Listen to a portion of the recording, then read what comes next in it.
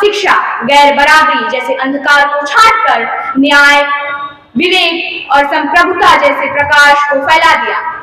उनकी आरंभिक शिक्षा की नींव उनके पिता शेख हबीबुल्लाह ने रखी और गृह जनपद आजमगढ़ में ही उन्होंने मौलाना फारूक चिरैया कोटी के सानिध्य में पारंपरिक इस्लामी शिक्षा ग्रहण की। उनकी सीखने की ललक उन्हें लाहौर तक ले गई और उसके बाद अल्लामा शिबली नुमानी को अल्लामा शिबली नुमानी बनाने का काम अलीगढ़ ने बखूबी किया। अल-मामून, अल-फारूक जैसी ऐतिहासिक जीवनी संरचनाओं ने उन्हें इतिहासकार, तो वहीं शेरुल अज़म, दस्तगुल जैसे काव्य साहित्यों ने उन्हें एक कवि के रूप में बुद्धिजीवियों ही नहीं बल्कि आम पाठकों के हृदय तक पहुंचा दिया।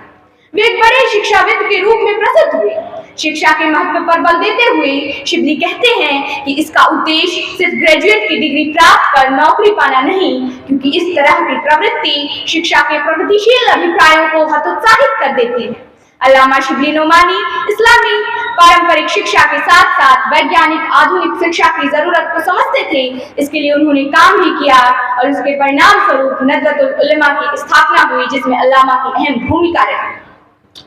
वो आजमगढ़ में एक ऐसी संस्था की स्थापना करना चाहते थे जहां लेखकों और शोधकर्ताओं को सारी सुविधाएं एक स्थान पर उपलब्ध कराई जाएं, जिसके लिए उन्होंने दारुल मुसन्नफीन की रूपरेखा तैयार किया।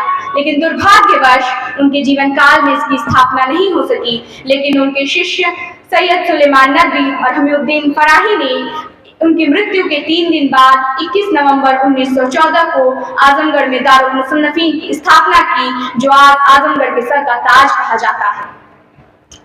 अल्लामा का मानना था कि आधुनिक कठिनाइयों का सामना करने के लिए समाज के युवाओं के पास आधुनिक शिक्षा हथियार के रूप में होना चाहिए।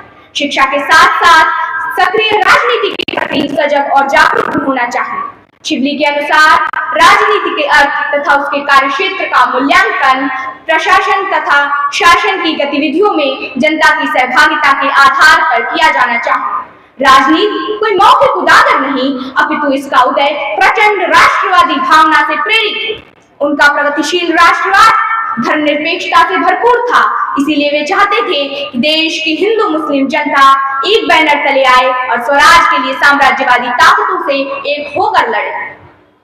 इसी प्रगतिशील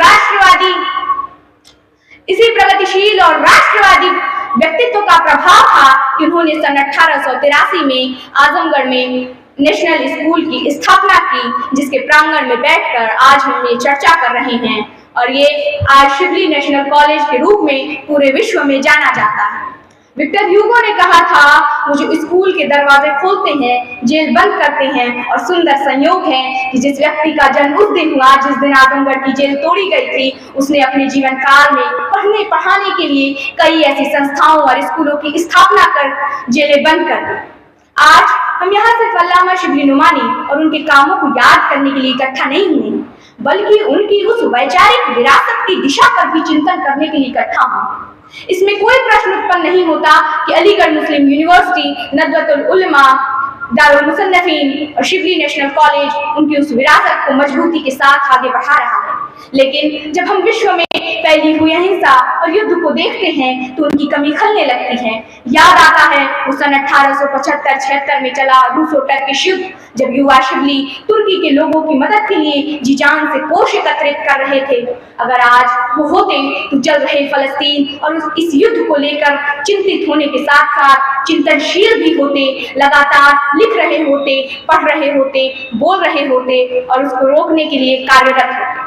आज बुद्धिजीवियों के साथ साथ उनकी उस वैचारिक उतरा हुआ अधिकारी होने के नाते छात्रों की भी जिम्मेदारी है कि वे शिबली के अधूरे कार्यों को पूरा करने के लिए संकल्पित हों।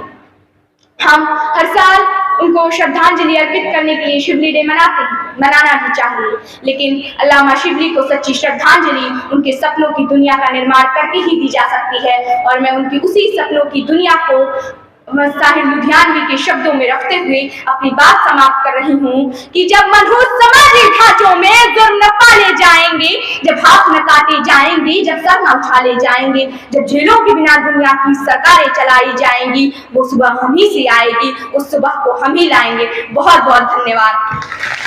ताज़ा और तमाम खबरों को देखने के लिए हमारे चैनल को सब्सक्राइब करें। वीडियो पसंद आए तो लाइक और शेयर करें। खबर और विज्ञापन के लिए संपर्क करें।